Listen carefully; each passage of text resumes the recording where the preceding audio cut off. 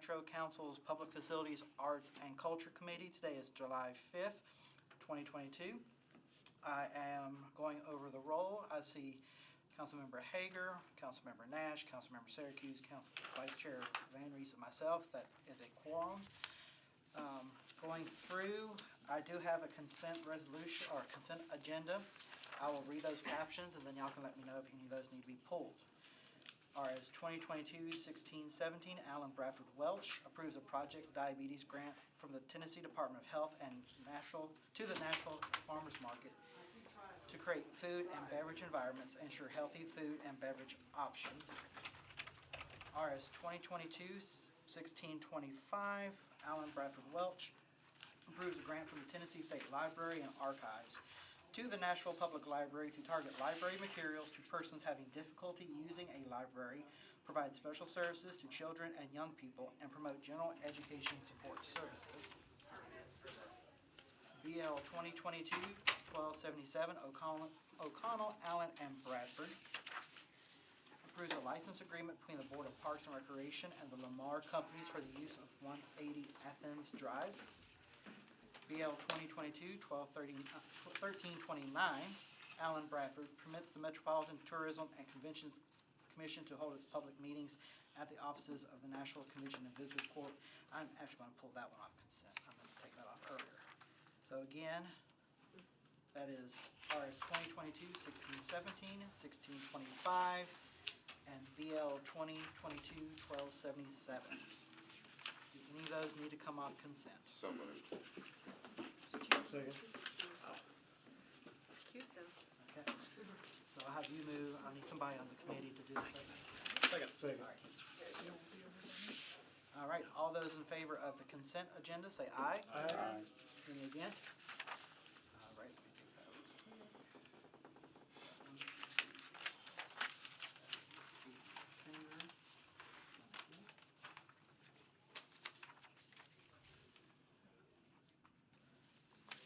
All right, so that brings us to BL 2022-1250, Stiles, Welch, Toome, and others.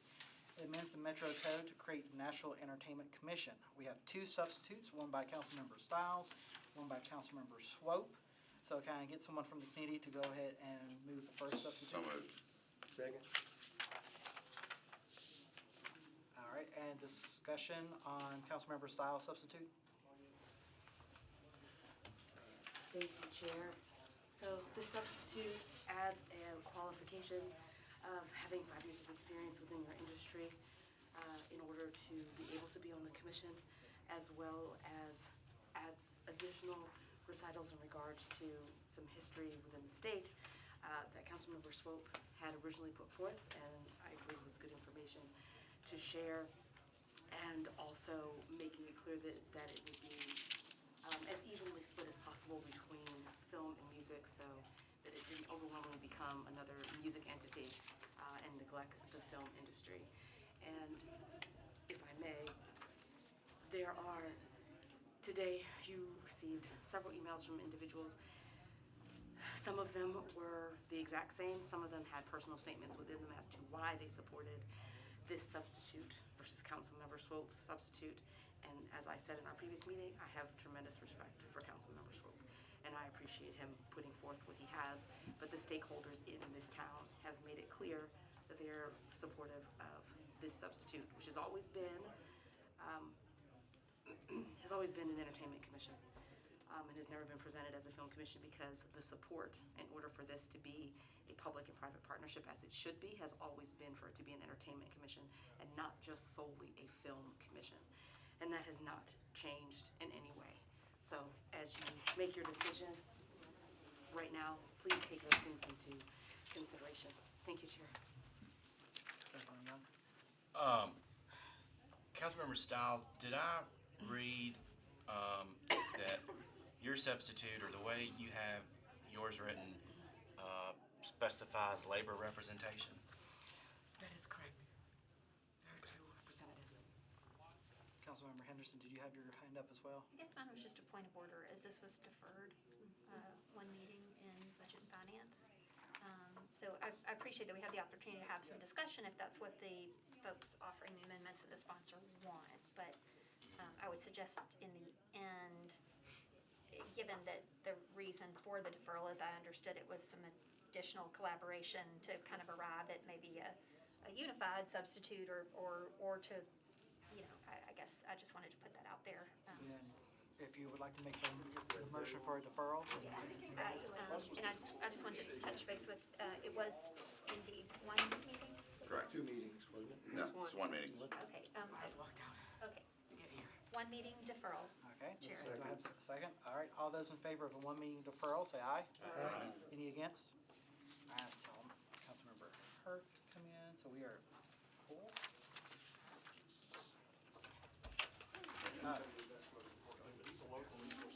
I'm not quite sure what the legal ramifications are, but we just deferred Councilmember Stiles' substitute. Oh, I apologize. For clarity, my motion was just to defer the Defer the bill, bill, okay. with no, Including I- both substitutes. That's So- how I understood it. Okay, so a motion to defer the bill without substitutes. right, no, Second on that motion? Second. All right, all in favor? Okay, Thanks. no problem. All right, so BL 2022-1329, Alan Bradford permits the Metropolitan Tourism Convention Commission to hold its public meetings at the offices of the Nashville Convention and Visitors Corporation. The reason I pulled this from consent is a question came up during Budget and Finance. With me not being on Budget and Finance, I didn't have the opportunity to ask that question. My question is about the openness of the meetings. Are these meetings recorded? How are they accessed by the public? Is there anyone in here that can answer any of those questions? Well, I can tell you that when I served as chair of conventions and tourism and conventions, we did not record the meetings. Anyone could attend. It was open and it was, for the public, but it was not recorded. And it was advertised just like all others, but they were not recorded. Chair, I'd like to move the bill. We didn't do that. Second. All right, thank you. And with that, if I can follow up, likewise, as a former chair, that was my experience as well, but any council member can request to see if there might be an opportunity to, for Metro 3 to record, even if it's for publication on the YouTube channel, not live, but to have it available. So if the chair wants to request that, he can request that. Okay. All right, any other further discussion on that?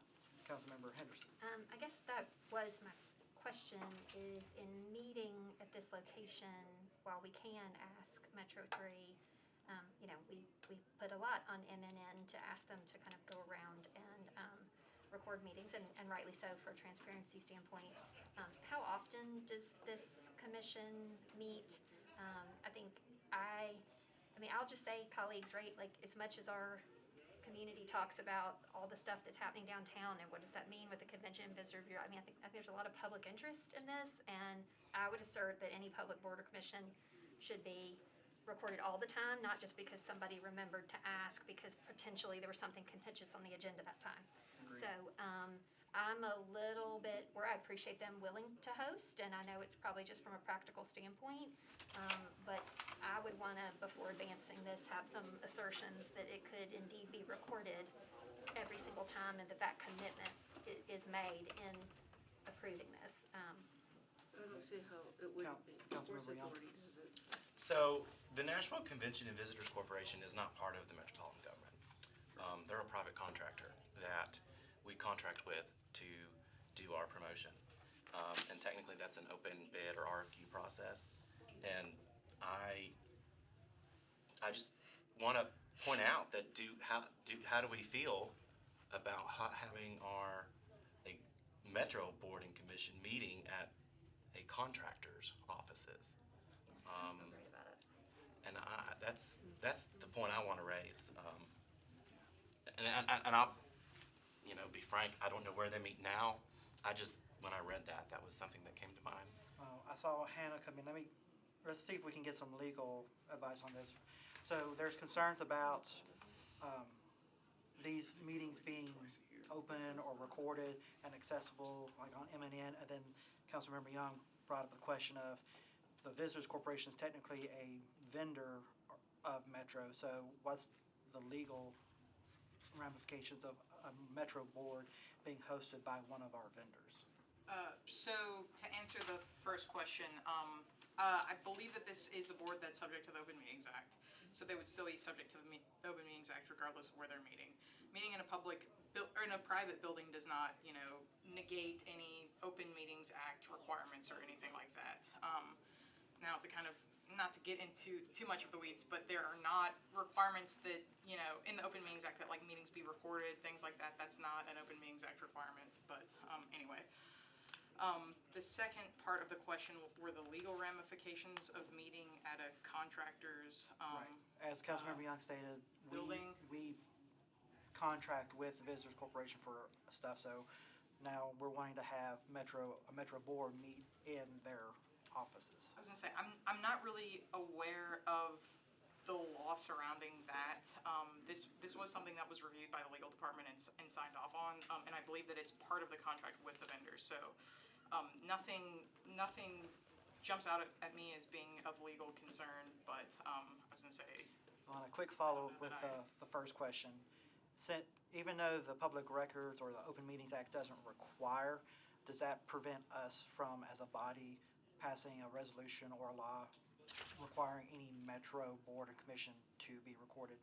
I don't know off the top of my head. I'd have to research that question a little bit further to make sure that we're not precluded from adding to requirements under state law. All right. Councilmember Nash. Do we know where they're meeting now? I don't know where they're meeting now. I don't know if there's anybody here from that. They typically meet at the Conventions and Visitors 511 Corporation. North Suite 350, 650. I think it's because they've moved their offices. Yeah, but I don't think they own the building that they moved to. So they are really, but the same thing would happen with Music City Center, would it not?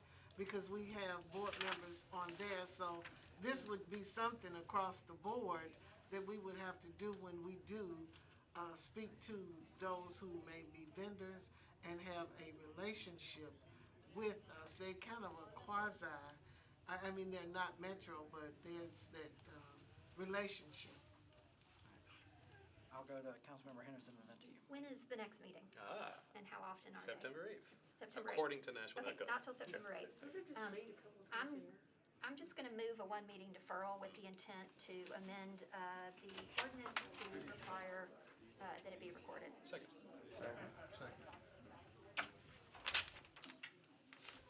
All right, Councilmember Swope, I'll go ahead and recognize you. Thank you. I know we're on a deferral motion right now, but Hannah, can I ask who requested this? Who requested this legislation? Yeah. I don't know. It came through as an administration bill. I believe that it's kind of an interesting thing because it's not actually approving the agreement, it's just approving the portion of the agreement that would allow them to meet in the private building, which basically triggers an ordinance. So Yeah. I think that it was sort of something that was flagged, I would assume by the Metro Legal Department, as something that needs to come to the council for. Councilmember Reese nailed it. So is there a liability if somebody Yeah. has an injury or Meet something? twice a year. I don't know the answer to that. You mean like if somebody came to the If meeting? one of our board members slipped and fell, would that be on Metro's liability? I don't Okay. know. I guess it might depend on You're what right, they yeah. were doing at the They time. sue the corporation. They got earned on that property, they're a corporation, So it would not be on us. Is there anyone from the They get tourism hurt down there, convention they don't belong to committee? us. Yeah, but they on Metro's business. Okay, on the deferral motion, But they're a we'll go ahead and corporation. take a vote on the deferral motion. They have workers' comp. All right, all those in favor of the one meeting deferral, say aye. Any opposed? Not working for it. All right, it is deferred to one meeting. Are you on this committee? I'm talking about. Huh? Right, they don't work, but they're listening on He Metro. had a No, this is substitute. the one I'm not. And it's not actually doing anything with the agreement, it's just. Safety. But it Yeah, is- they- that's a This is like separate meeting right now, I think. corporation.